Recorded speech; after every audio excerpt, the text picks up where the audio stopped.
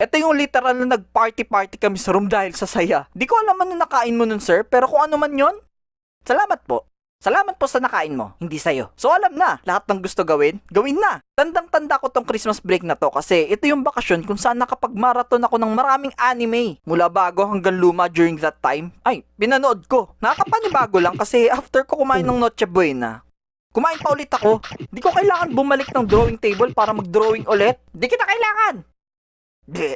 Tapos nung New Year, hala sige, paputok ng paputok. Mula Pop-Up, Super Piccolo, 5-Star, Sinturon ni Judas, Sinturon ni Lucifer, Sinturon ni Satanas. Nawawala na naman sinturon ko.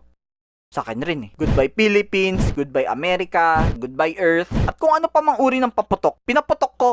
Miski yung mukha ng kapitbahay naming Marites, pinaputok ko.